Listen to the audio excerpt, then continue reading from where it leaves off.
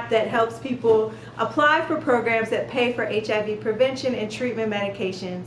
And December 14th is HIV Cure Research Day.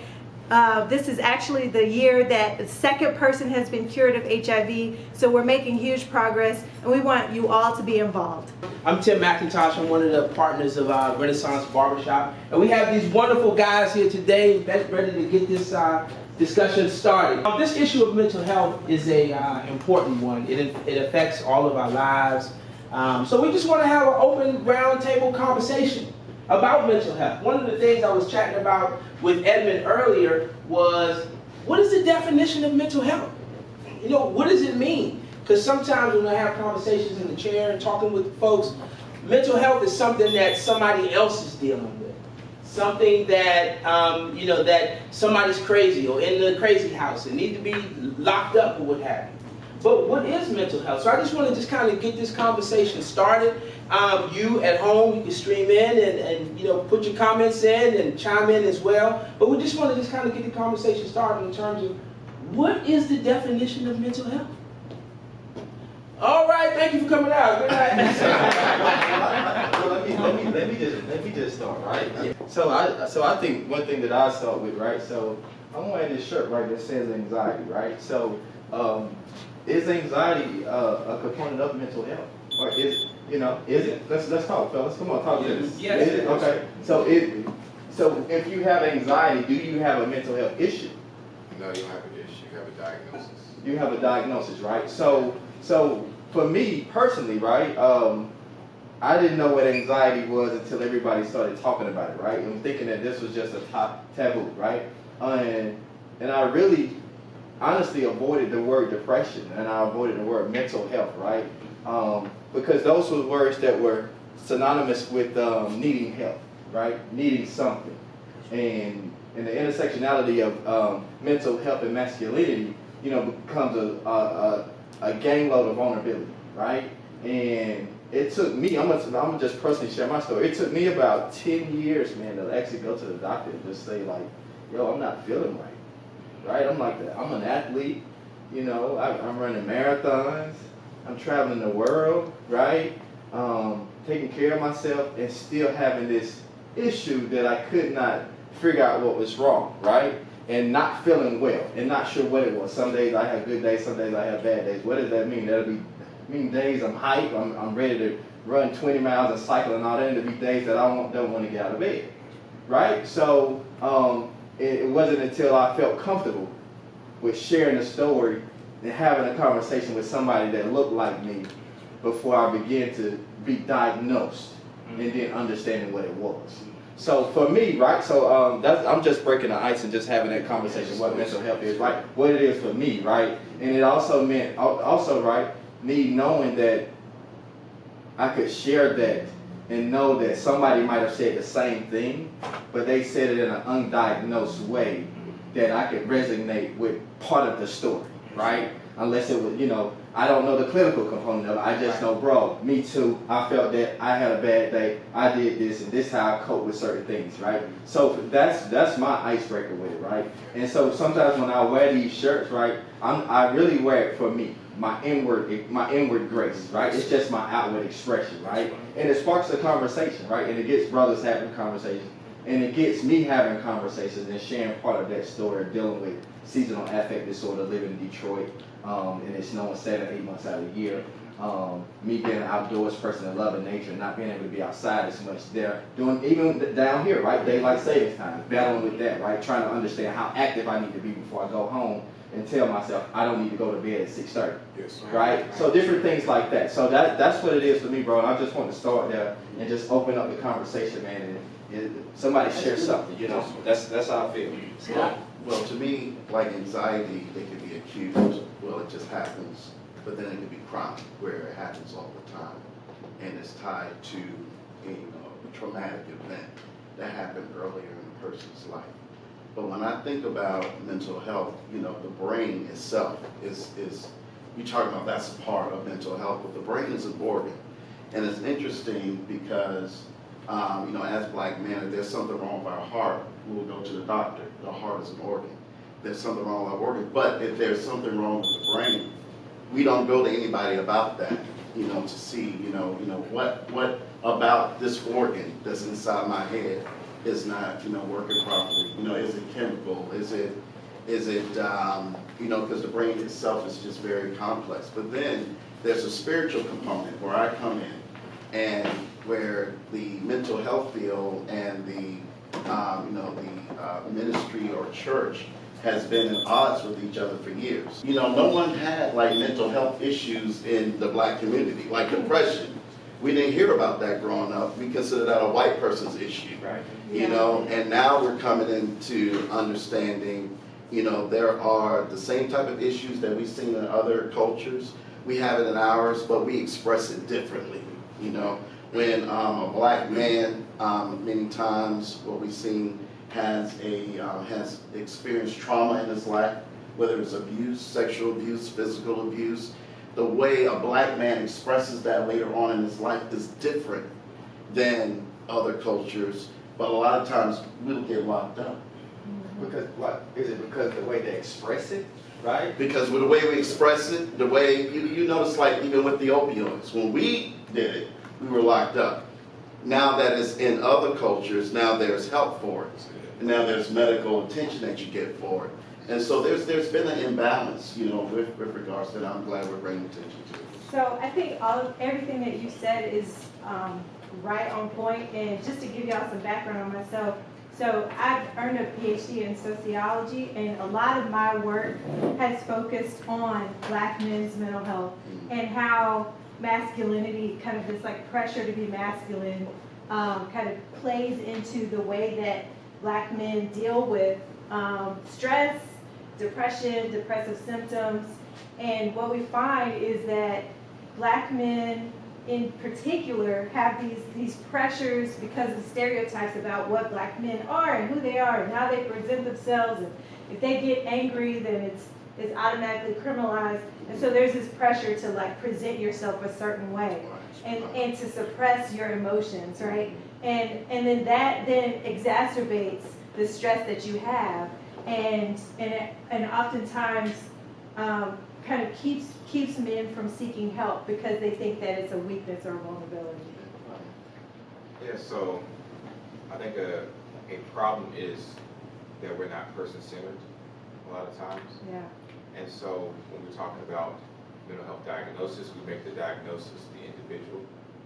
And when we make the diagnosis the individual, what happened in the black community.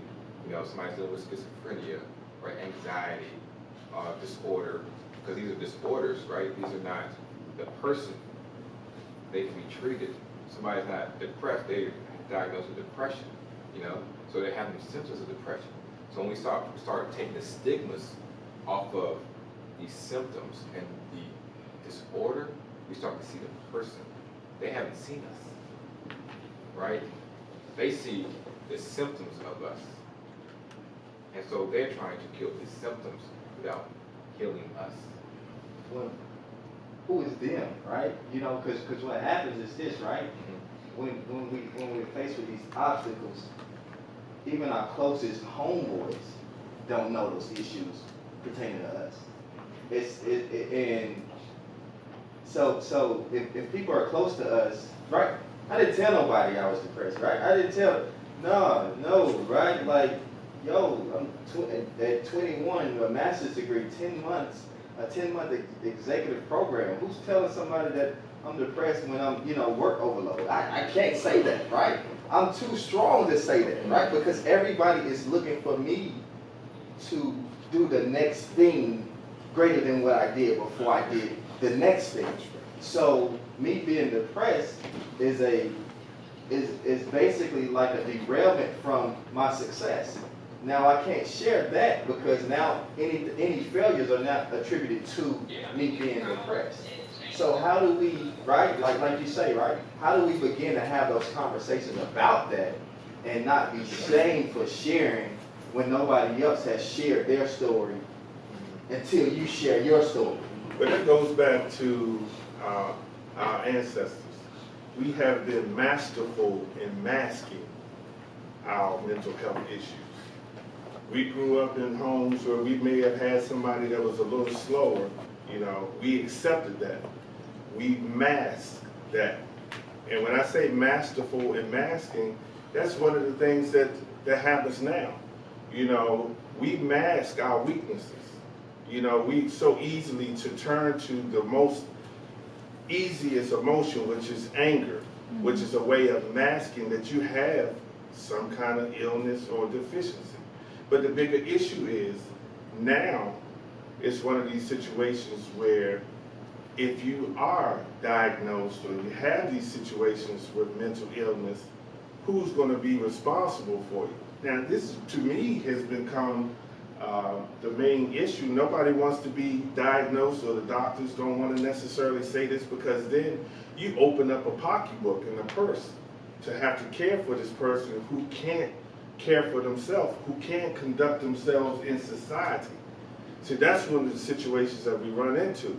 So if you take it back, you know, when we had the comments about the short bus and all of that other stuff, we laughed and we saw all of that. So now nobody wants to be up front and nobody wants to take that mask off, because you still have that stigma and that mentality that we on a short bus. Personally, coming from the DC area, I suffer from post-traumatic syndrome. The stuff that we lived through, the stuff that we saw day to day, you know, going to school, having to ride the subway, fight on the way there, fight on the way back. I mean, I think about stuff like that. You know, I see how it affects me with my day-to-day ability, dealing with some of the stuff that I see on TV, dealing with some of the stuff you deal with kids. You know, I got 18 years in here working with youth, you know, with several programs in Durham, and I see that this is a major issue. Most people just don't know how to handle it because they're afraid of what the cost is going to be. Right now, it's become a business. Since, you know, we here and I got some brothers with me, some good sisters with me, I always like to make myself transparent on what I feel like the Almighty has allowed me to go through in my 42 years. At the tender age of 19, I had 36 years. I was sentenced to 36 years. I was over sentenced to 36 years. They brought me back after 2 years in the prison system. They brought me back, remodified my sentence, gave me 13 to 18 years. I served 14 years and 5 months. I left in 1997, came home in 2011, 9/11, 2011. 80% of my prison time was done in some type of educational setting. I say that to say this. So I did a stretch, 14 years and 5 months. I went in at a young age. Even though I was 19 years old, from the age of 15 to 19, I lived a life, or I thought I lived a life. You understand me? At that young age, I thought I was doing something. I thought I was older than what I was, right? Which kind of set me up mentally for failure. What I felt like was for failure. So I met my abrupt end, so to speak, with my incarceration. However, by me thinking that, you know, I went in the prison system with the mind state that this is going to be my university. This is my college. No matter how long they have me here, I'm going to learn as much as I can learn so that I don't have to repeat this ever again, or I can stop somebody else from repeating this. However, achieving this, I didn't know what took place to me on the other side of the coin. I had a positive mindset going in, but I was surrounded by so much negativity. I witnessed so much negativity. No matter if I was a part of it, which I wasn't, I only had like maybe 3 infractions my entire bid, which was all surrounding money.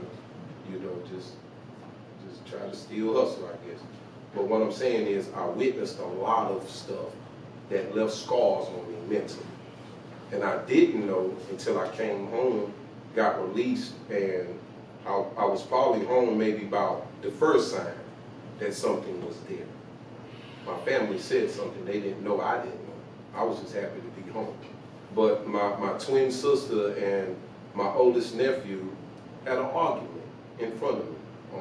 I just came home. This is my first night home. We got this big celebration. It's over. Everybody's going home. Everybody's settling down. And they just went at each other's throats. And I lost it. I didn't lose it, violently. I just lost it like crying hysterically, just out of anger, what my brother just said. My depression turns to anger. I didn't learn that about myself until probably about 5, maybe 6 years home, after I kept facing the same problem. I had to keep repeating the same problem over again until I learned something about myself, what had happened to me, so that I could try to get help, fix it, and then straighten out my path. Thank you. Just as a barber, just being able just to have those intimate conversations with my clients, being able to share personally, what I'm going through, being able to share with clients, and I see the more transparent I am, it opens up the door for folks to be transparent as well. So just wanted to kind of get some thoughts about that in terms of how do we open up the door, in just having that safe space so we can share, so we can take out the mask. Accountability. I start off by saying accountability. You got to surround yourself with friends, not associates. You got to be able to be in the company of somebody that can hold you accountable, somebody that you trust, that you can share with. The issue that we have, again, masterful and masking. We always want to wear that mask that everything is okay. But once you find somebody accountable and you can break down and take that mask off and let them know what you're going through, and they can do the same, that's where the start is. We need to know that it ain't tough all the time just making sure or saying that you're all right. That's just the way that we flow. But until you find somebody that's accountable, that's going to look you in the face, and you can't say to them, like if the average person walk up to you on the street, say, what it do, homie, how you feel? Oh, I'm great. For the Bible told us, I'm blessed, highly favored. But that's what you train to say. But is that truly how you feel? Take the mask off, be who you are. So I can say that, I just got back from Fayetteville, and I was teaching at E. Smith High School. Whenever I go to these high schools, I try to be as transparent as possible, because what these students are not seeing is true. So when I go and teach academic in a prep course, I first start off and tell them who I am, and I tell them my story, so then they can connect with a real black man who has had trauma. So that trauma is very real, and does not make me broken. I'm still standing, right? And so it's okay to have insecurities. That makes you human. Unless we have to start with reaching the youth and actually showing transparency. We're not Superman or Superwomen. We are human. They see us different than we see ourselves because we never tell them the truth. I think just in addition to that, I've seen so many family members. Your story resonated with me. I had a cousin who, when our grandmother died, he used to be this happy-go-lucky kid who was goofy and played football. He had a scholarship. She basically raised him, and then he ended up getting in a scuffle with the police and then went to jail. And I was the only one who went to go visit him. And it really takes family members to be brave enough to open up that conversation and just be like, I see you. I don't know if I can really help everything, but I see you and I care, and I want you to know that I'm here no matter what. And just being there for people. But in addition to that, there are resources that we want to make sure that people can access. Like focus groups or like support groups, because not everybody can afford therapy, but there are resources that definitely can be accessed in community settings, in the barbershop, with the fraternities and with other different organizations that we really should take advantage of to help provide that support. I think that's been one of the most impactful things for me, is just being able to say, it's okay to say no. And being unashamed of it. It's getting over how folks are going to think about you, or what they're going to say, or you've been there, but it's okay to say no. and putting yourself first. I found that the better I take care of Tim, the better dad I can be, the better barber I can be, you know, all of that. So it's getting, you know, for me, it's been getting to that place of just saying, it's okay. Yeah. No, I can't. Yeah. Tim knows in the chair. And there's a term called unconditional positive regard, meaning unconditionally, regardless of what I've said or done in the past or done in the present, I would treat myself with positivity. So until I learned that, I used to be the sacrificial lamb, right? I felt like I was the prodigal son of my family. And I felt like I was using all my inheritance. And I felt like I didn't deserve to be in my family. So with that became, I gave till it hurt. I'm trying to be better or more than what I can actually do, right? So I'm teaching a self-care class, and I have a panic attack in the middle of teaching the class. And I'm supposed to be the self-care expert, and I'm not even taking care of myself. It just sounds nice. And so I got to the point of unconditionally, regardless of what I've said or done, I have to treat myself first positively. And when I got that, I said, you know what? It ain't about everybody else. I got to fill my cup first. I got to overflow. Because if you start dipping in my cup, then I'm already at a deficit. Let me add to that. Super simple, real easy. 9 times out of 10, the person that's calling you selfish is greedy. So, with that being said, selfish is not a bad word. We've been taught, again, as children, that selfish is bad. Yeah. Sometimes you gotta be selfish. So, take it at that. That's 1995, but it's on the house. That's dope, man. Yeah. One of the issues that I have with depression, like, I'm diagnosed with cancer. I'm gonna have cancer 24/7 till it's cured. If I'm diagnosed, it's 24/7, but I don't feel like depression oftentimes is 24/7.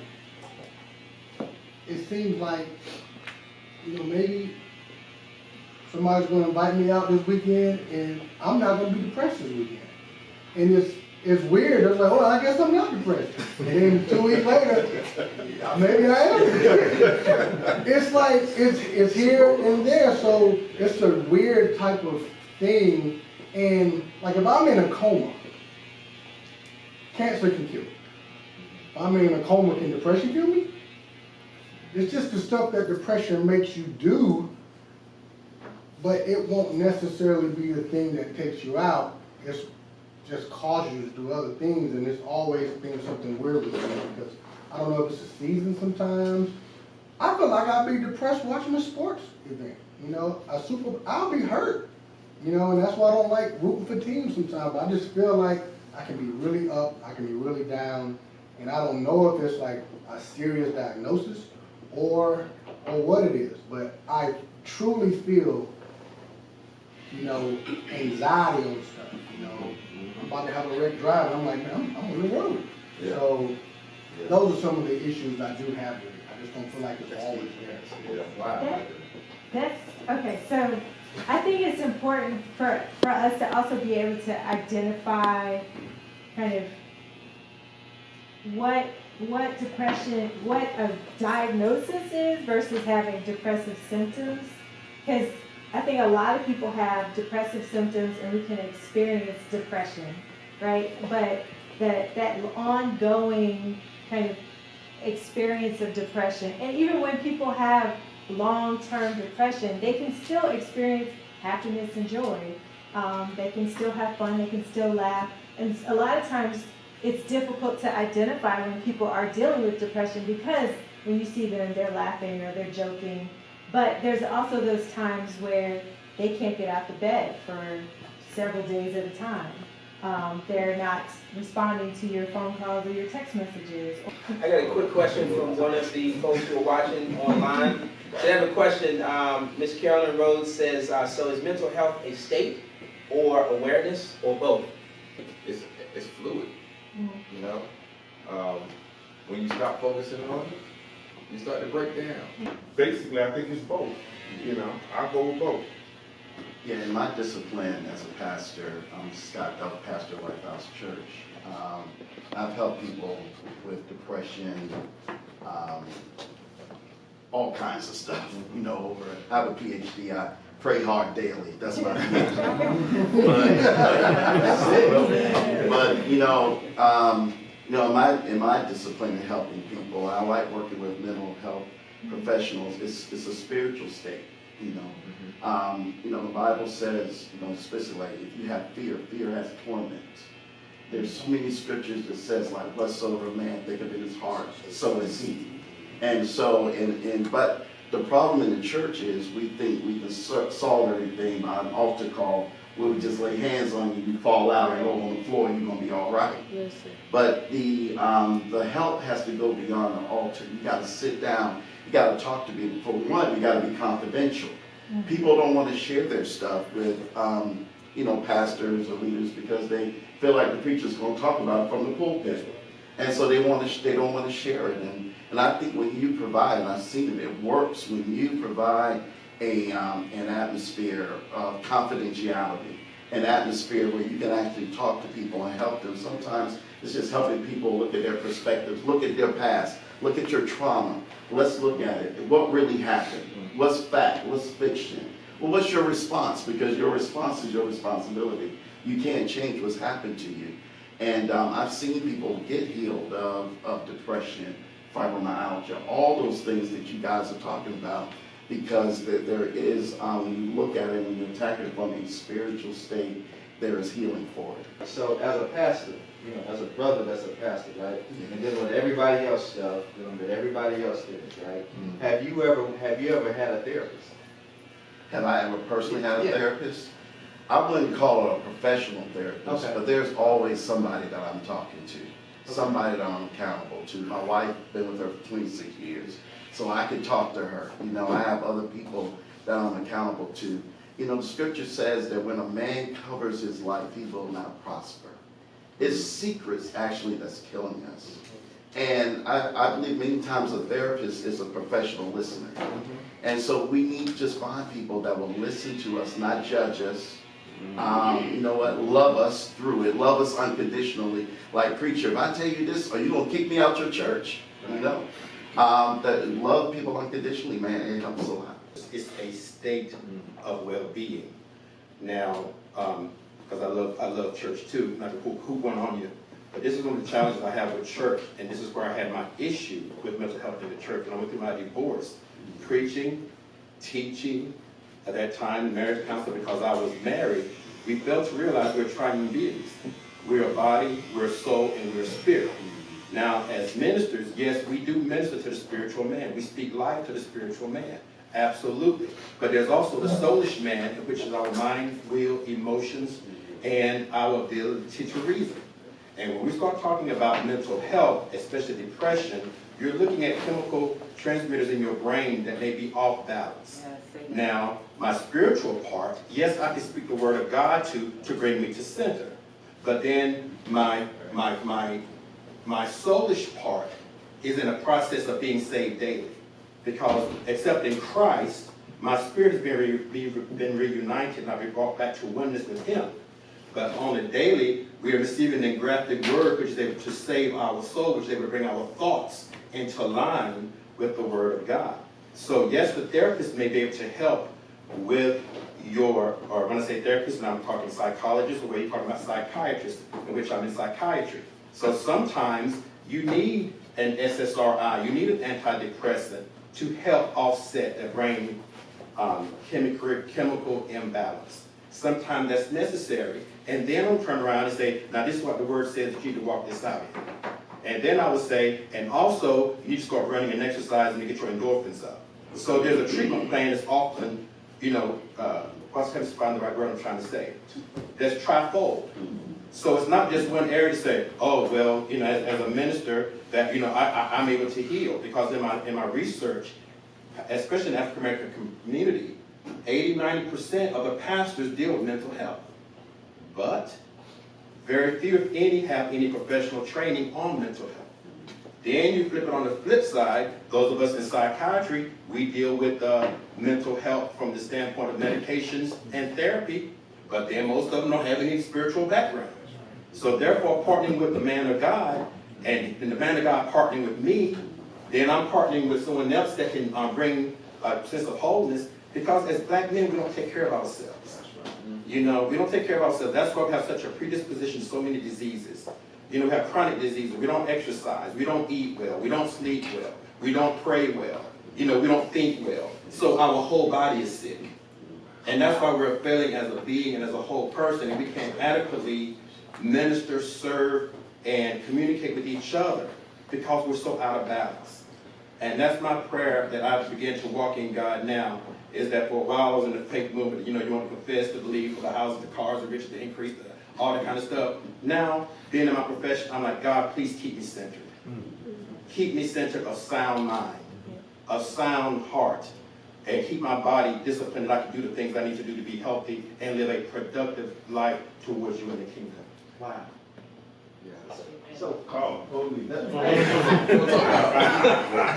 One of the things that I've done to change my life is I have now painted the picture of success, my own painting.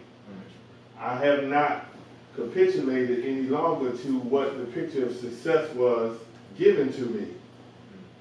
Society has painted what success is supposed to look like, and we always spend so much time trying to reach something that society has done, and we don't take care of ourselves. But if you paint your own picture of success, then you know the different lines and the curves and the things that you're going to deal with, and then that's more obtainable.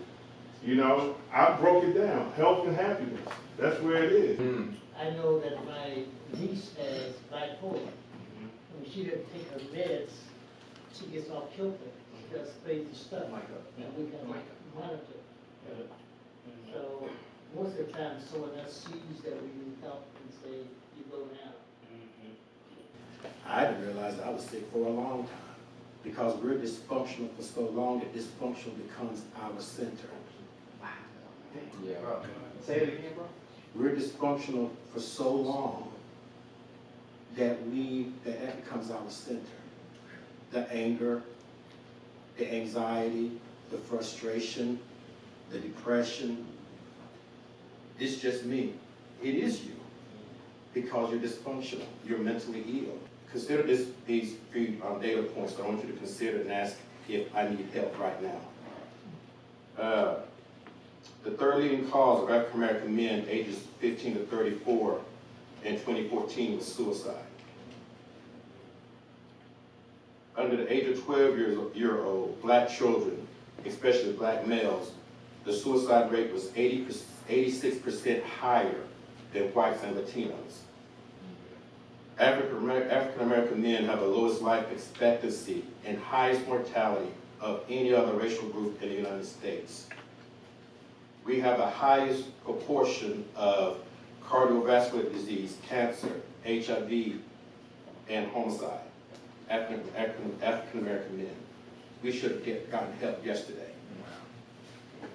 Because I'm telling you, as long as I've been in church and as long as I preached and as hard as I preached, it was amazing about going to see a therapist and talking about my childhood and talking about relationship with my dad and talking about my divorce and talking and how she was able to put all these things in and say, you act like this and you do this and this is what you act. And I'm like, have you been in my house in my life all this time? How do you know me?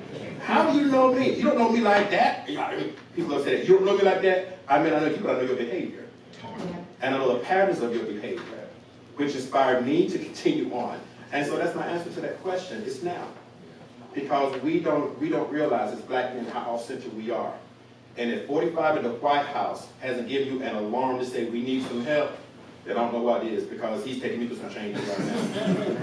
So just to add, you could exercise and eat healthy and all those things, but if you're not dealing with your stress, then your body is still breaking down. So just want to add to that. I want to hear from the brothers in the back.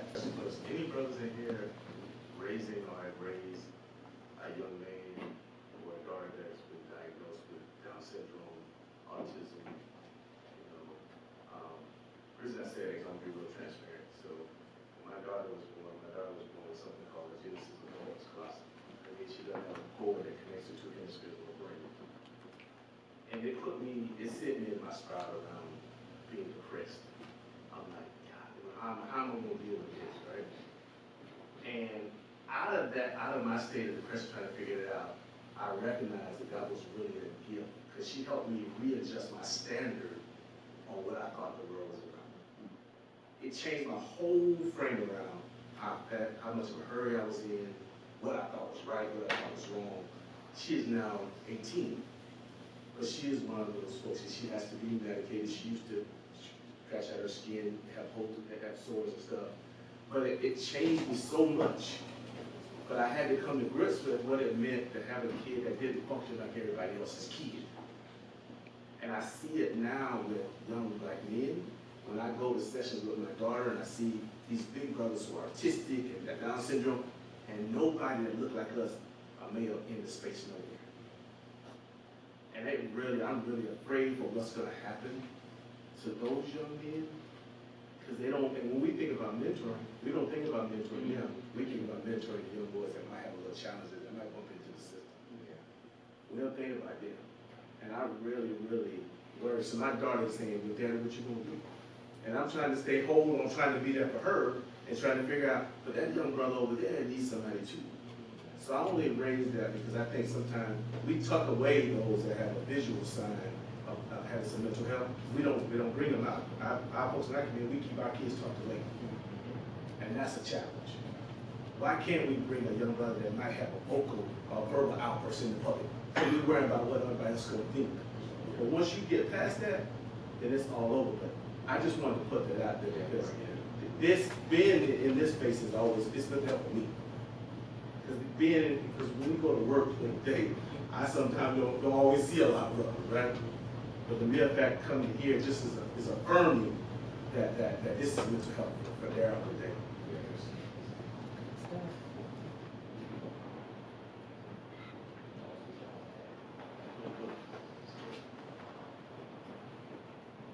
I think for me, figuring out when to go get help was the hard part. I'm 44 years old, and I guess in 2005, when I was going through a divorce, it broke me down. It traumatized me in a way that I didn't realize it was going to traumatize me.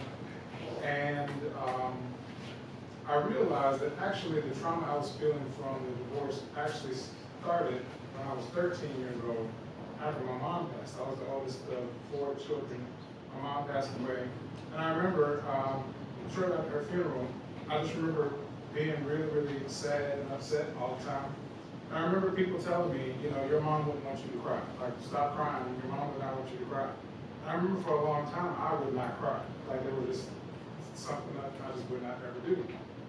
And one day, I'm a school teacher. And so one day I was in my class talking about about African ancestors and how Africans honor their ancestors and their, you know, long gone ancestors versus the ones who recently passed. And I broke down in the middle of my class. For about 20 minutes, I could not control myself. I was just heaving in tears. And after I finished, I was like, God, I'm glad my boss didn't in my class, because they were wondering, what am I teaching these kids in this classroom? But I remember thinking that, I remember hearing someone say, you can't heal what you don't reveal.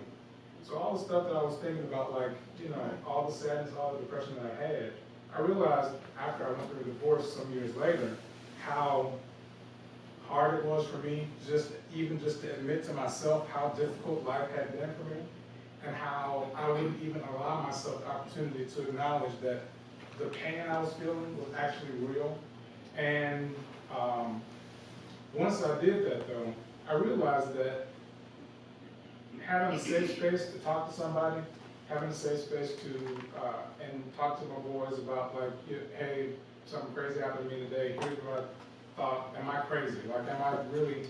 And so having a group of people that you can bounce ideas off of, I think has been really, really helpful for me. But another thing that I think has helped me to be able to cope with that is I like to write. And a lot of times I end up writing a lot of things down about what upset me, what depressed me, what challenged me. and things that I want to do to grow out of that. And I remember I got remarried 6 years ago. Yeah, 6 years ago. I remarried 6 years ago. And had 2 more kids, and the last one is a boy. He's 3. And there's sometimes when he's crying, and I'll say to him, stop crying. And I'll catch myself and I'll say, I don't think I should tell him that, because that message to me stopped me from being able to be like, as, open and transparent as I can be with myself. But I tell him now, I find myself saying to him, why are you crying? Use your words, tell me why you're crying. What's going on, can I help you? And he's only 3, I mean, so his ability to communicate with me why he's upset about something is limited, but I feel like that's probably the best thing I can do for him, is let him cry. You know what I mean? Let him have his opportunities to just get out whatever his emotions are, and then have him use his words to express what it is. That's what writing does for me. Like writing down what I feel, how I feel, why I think I'm feeling that way, oftentimes helps me to just be able to process and move on. And then that's how I think I stay as mentally healthy as possible. Thank you for that testimony. I just wanted to say that for me, that might have been the most important lesson we taught that class, was allowing yourself to be vulnerable and to, because the stigma is powerful. You learn it at a young age. We all learn it, and somehow crying makes us weak. But what a powerful way to stop the cycle with your son, and to give him permission to be a human being, and to have emotions and to feel. I think it's a shame is the thing that I've found in my life, my practice, that is the most debilitating thing that gets in the way. And it's what keeps us from going to get therapy, is the fear that somebody might view us a certain way. It's unconsciously what keeps us from allowing therapy to work if we're going. It's quite a defense. We are very complex folks, right? We know how to maybe outthink ourselves, but the shame, and it's part of the stigma that's I know it's particularly prevalent in the African American community, but it's prevalent everywhere. That there's something, shame is like there's something wrong with me, right? Versus there's something going on with me. There's something wrong. But I just wanted to commend this event. I mean, what a beautiful event to be able to have this here, and I guess what a testament to what the Barbershop was able to do and to be for the community, maybe more so than what churches and synagogues and mosques might be able to do right now. And to have a gathering like this, and folks coming and talking about like this, it's really powerful. So glad to be a part of it. The chain of events that have happened in this past year, and certain things have happened, but I got a promotion, to go from being just a personal trainer and a health coach to actually being a director of healthy living at the YMCA, and that kind of put me from being on a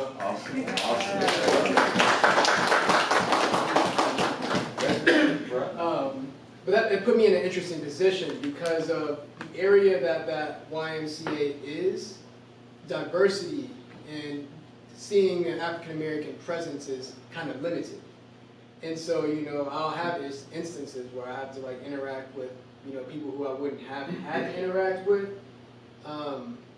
in my previous positions, because now I'm like a director, so anything that happened on the floor, I gotta approach it.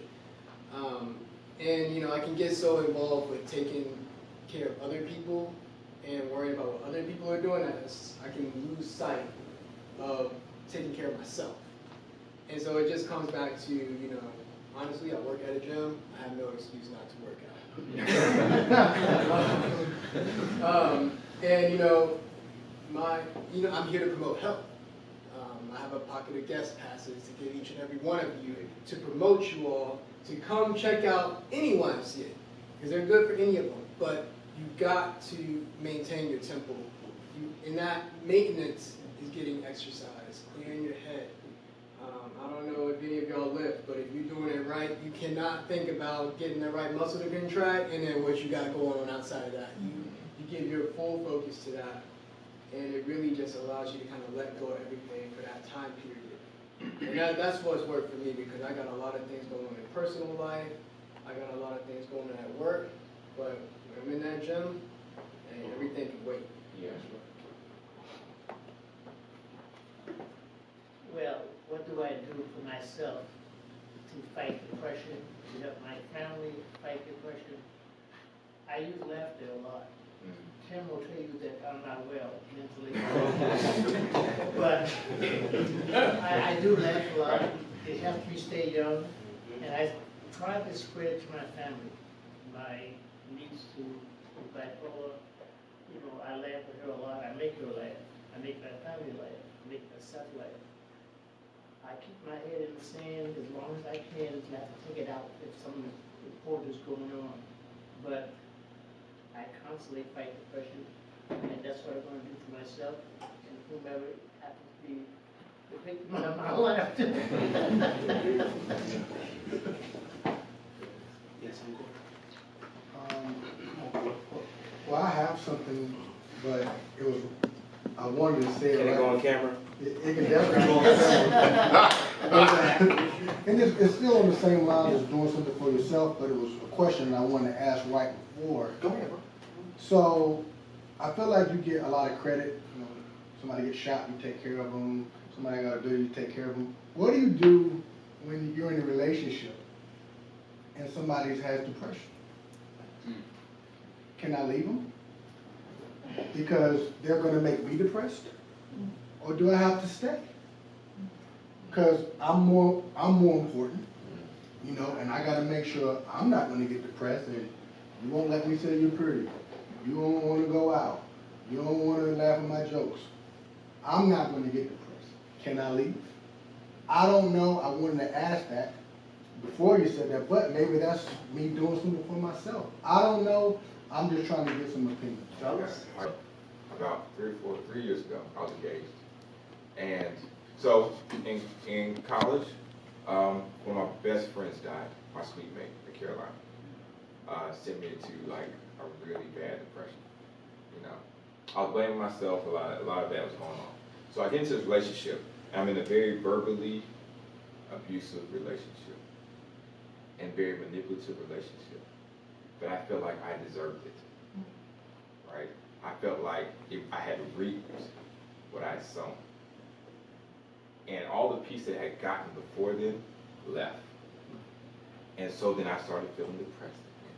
I started feeling angry and distant, and I started to disassociate with my family, my support system.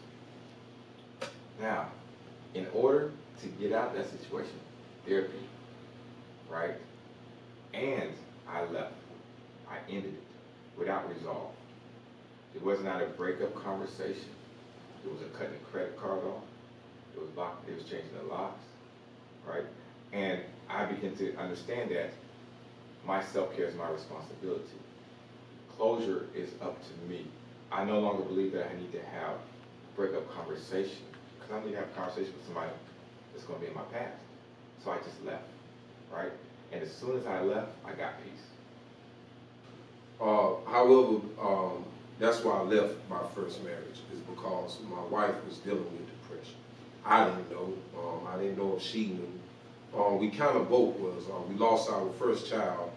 Well, my first child. It wasn't her first child. She already had a child. But he only lived for 4 minutes. And you know, I didn't know. I thought I could take it just about anything. You know, I knew it hurt and all that stuff there, but I didn't know how deep it ran. However, she had things that she was dealing with that I didn't know about, obviously, because I was away incarcerated when she was out in life, living and carrying on. But however, you know, just things that she brought in with her was keeping her down, keeping her in a place spiritually, mentally, and physically that affected us as a couple, affected our marriage, because she wanted me to feel the same way, or either act the same way, think the same way, feel the same. And I was just raised different, you know. just some of the things, some of the thoughts, ideals, things that how we should be. And I'm just like, I would never be like that because for one, I wasn't raised like that. For two, I would never be like that, or I would never do like that. I can't think like that. But the breakup came, and I thought I was doing the right thing by leaving because I was like, well, you're not going to take me down just because you want to be down. That's how I'm thinking. And then I was thinking, well, should I help her? This is my wife. I'm going to do all I can. I signed up for this. So I tried that. And when that didn't work, and I felt myself just being weighed down, and I'm like, man, I need my peace back. You know, this ain't me. You know, I just want to get my peace back and everything else. We got a house, we got all this. I just want my peace. But my peace I thought was coming when I stepped away from the marriage. But my son that made it, that God blessed me with, that's here now, that's 4 years old, he was only 2 weeks then, 2 weeks old. And I was faced with a decision: do I stay in a relationship where I know he would never know love between his mother and father? And you understand what I'm saying? Or do I split, take, part ways from I know what the inevitable is. This is never going to work because I can never be this person for you. And you're showing me that you never want to be anything different or let go of the things that's making you like this. And I left, But that sent me in another downward spiral that I wasn't prepared for because I didn't know it was going to come. I left my newborn child. So yeah, we're saying this is a different situation than if somebody is ill with, a car wreck or cancer or something. I just feel like it's a different stigma to leave someone in those two situations. So, but go ahead.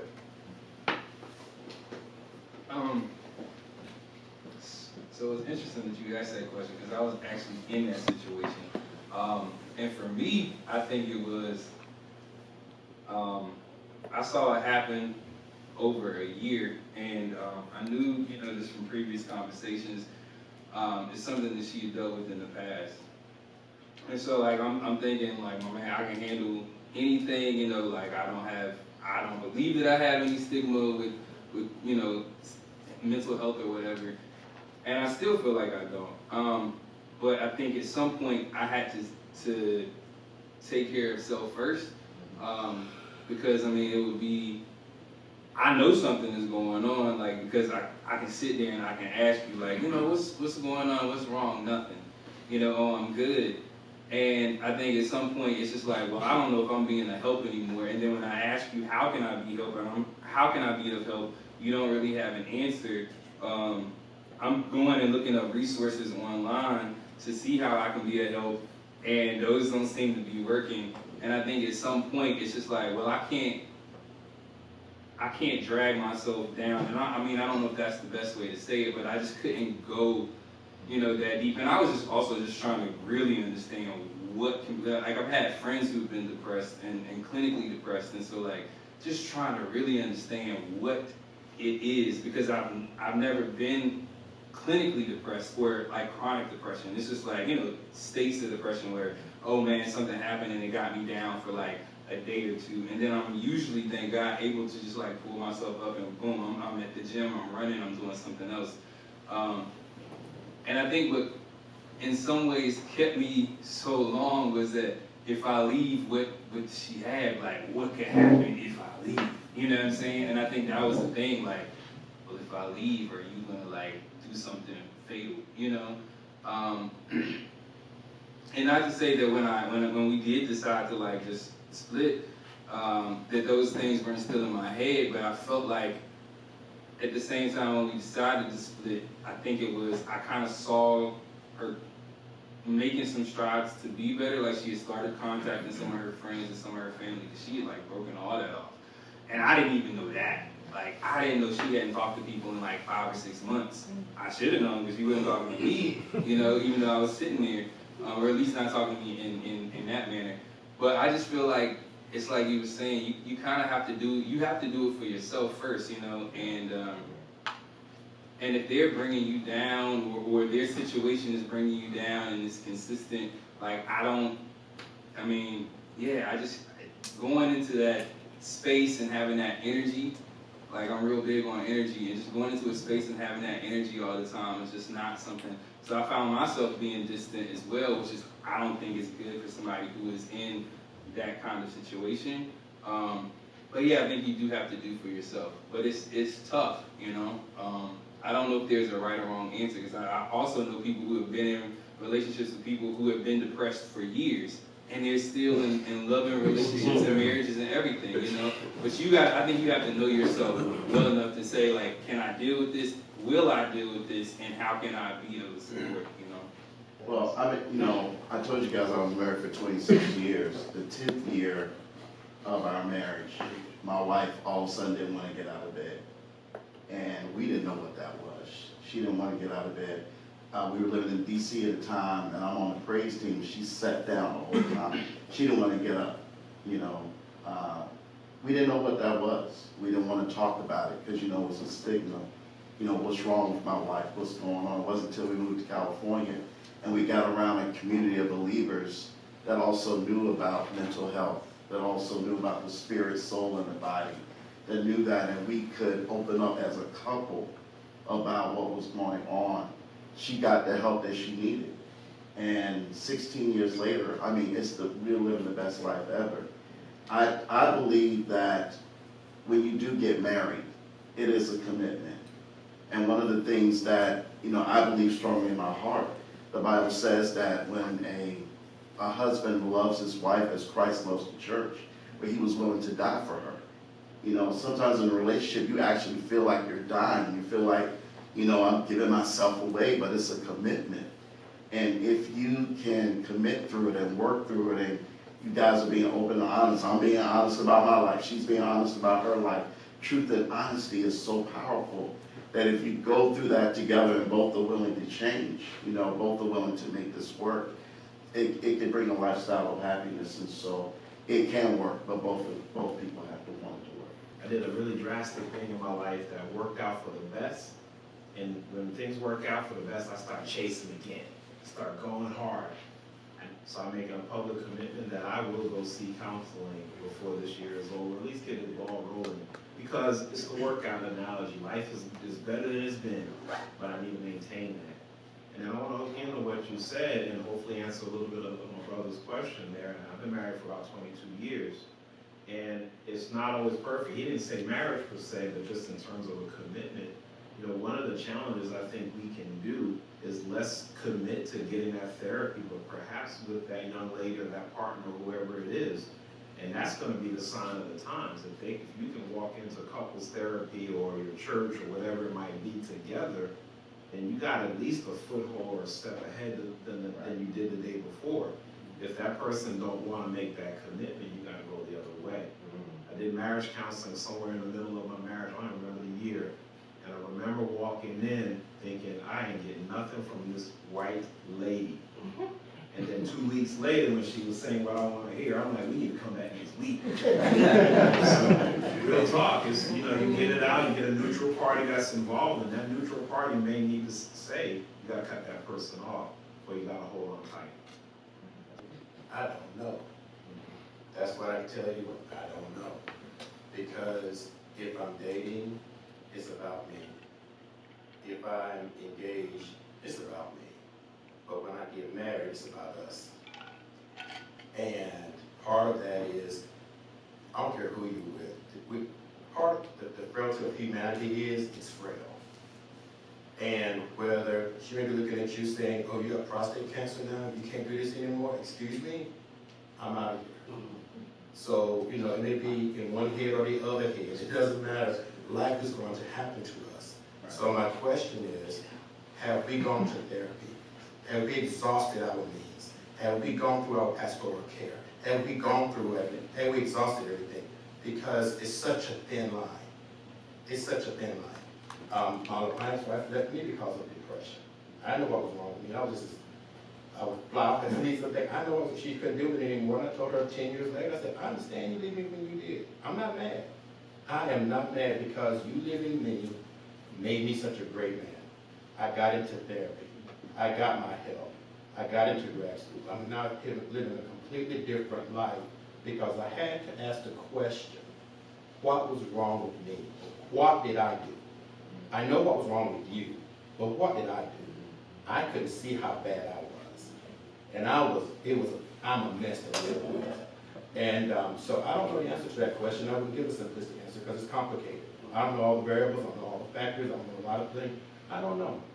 The only thing I do know is when you keep God first and you have a skilled therapist and you commit to work with each other, you can have great success. And when you look back retrospectively over things that have happened and the things that God has brought you through, you say, you remember when? You remember when? And my parents have been married 61 years. And I love to hear them tell their stories about, Lord, I remember when you were daddy. And I remember when we did this. I remember when I threw a suitcase out the door. And I remember this. Then with all the storms. But now 60 years later, look at what they have. And that's what I'm looking for, is to say, hey, I know I'm flawed. I know I'm jacked up. I know I have issues. But do you love me enough to love me the way I am? What I do for me, I'm going on just a personal Tim journey, to learn Tim better, and learn what I like, what I don't like, learn why I don't like things, what ticks me off. And I think as I've gone on that and going to therapy, learning, just being a better me. But it just has ripple effects all around, in my life. And going to therapy was one of the greatest decisions that I've made, in terms of where I am and the future's bright. And so I encourage everybody to exhaust every option, because we just have one of ourselves to live. We have to take care of, and being intentional about taking care of ourselves. Some quizzes to see what kind of knowledge people have. Okay, so with your best guess, how many African Americans do you think have a diagnosable mental illness, have had a diagnosable mental illness in the past year? What percentage? I'll say 65, 33. Okay, we have 65, 33. Percentage, you said percentage? Of the U.S. of African Americans. I say 45. 16%. 25. 16%. Come on, bro. Come on. All right, right. But despite progress made over the years, racism continues to have an impact on mental health of African Americans. Negative stereotypes and attitudes of rejection have decreased, quote unquote, but continue to occur with measurable and adverse consequences. So a lot of the times the racism-related stress that we experience is unique to any other group.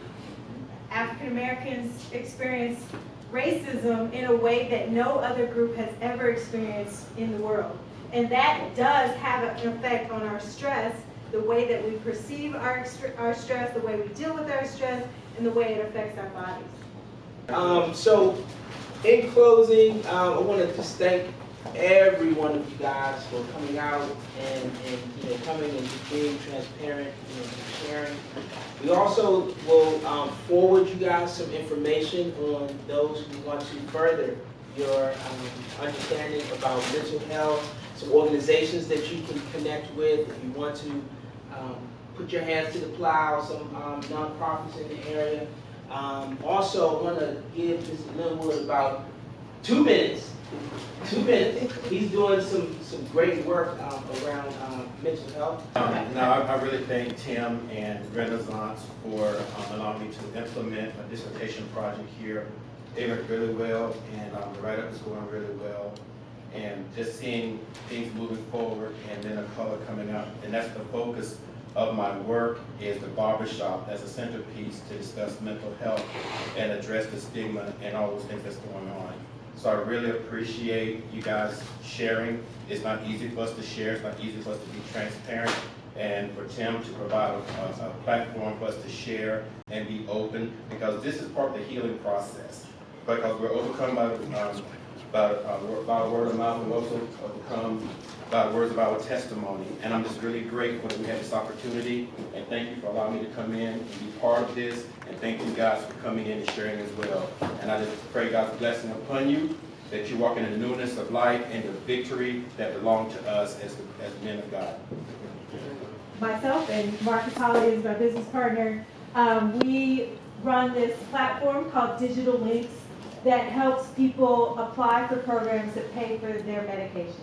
So right now we're focusing on HIV medication because oftentimes people who are living with HIV are uninsured and cannot afford medication. That's often a barrier for them to access care. So our platform pre-screens their eligibility, helps them fill out the applications, and helps them connect to providers who can provide them access to medication. Also, To Beat HIV is a nonprofit that I run that tries to raise awareness about HIV cure clinical trials that are happening at UNC and across the world. So HIV Cure Research Day is a day that I co-founded. It's December 14th, and it's been declared by the governor of North Carolina for the past 4 years. And just for your information, there are 2 people who have been cured of HIV. One is Timothy Ray Brown, and the second one, so he's been cured for the past almost 13 years. Wow. And also, if you're interested in anything related to men's mental health, getting involved in helping the youth, I do a lot of programming around that. And so I'm here as a resource to you all and to help facilitate anything that you all want to do. So I work at, I bring greetings from my county manager, Mr. Wendell Davis. I work directly under him as I'm the manager of My Brother's Keeper Durham. So what My Brother's Keeper Durham is an initiative started by President Obama back in 2014. And in 2017, I was recruited to come from Detroit down here to run and operate My Brother's Keeper Durham. So we focus on support and sustainability programs for African American males for the entire Durham County, right? So if there's any ideas, any programs that I have thoughts and that need to be done, my specialization is implementing those programs and strategies and working to, regarding fatherhood, job placement, recidivism, reentry, mental health programs, and we also do baseball nights and things like that too, and looking at college and career attainment for men of color too. So we look at the many issues and the deficits that involve Durham County, and I look at how to implement strategies and to really support change. And before this work, I was a university professor, and I created a nonprofit that went around the barbershops in Detroit. I was the barber going around in the high schools in Detroit asking young men what they wanted to do with college. I called it Barbershops and Books, and right now I probably got about 122 young men now that are in 4-year universities. So this is just ministry work, right? But also, the mental health space was a taboo for me. I used to run from these conversations, right? So you can't heal what you don't reveal. So I feel this component of this work is not only the outreach component, but it also is a healing component for me too, because these are conversations that I dealt with trying to take care of my family and trying to take care of everybody else and having survivor's remorse and not having any conversations with anyone else. So I'm really excited about having this idea and bringing this up to Tim and then bringing it to fruition. So if I can be of any resource or anything for me, not only me, but the county manager, but also the Board of County Commissioners, I'm gonna stay here till we wrap up and then make sure everyone has my information and we can, come to the office, kick in and figure out some other things we can do to continue this program and have the support of the county, the Office of Durham County Manager. Thank you so much. I want to also give a shout out to Gary. Gary Leach is our cinematographer, camera, everything. He holds it down. He needs to work.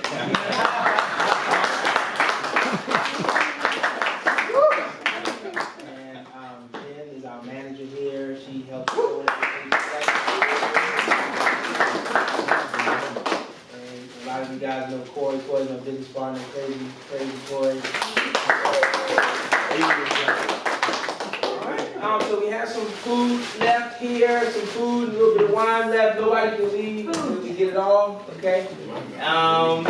Thanks for coming out. Thank you for the Stream family, for streaming in, chiming in, your questions. Appreciate you.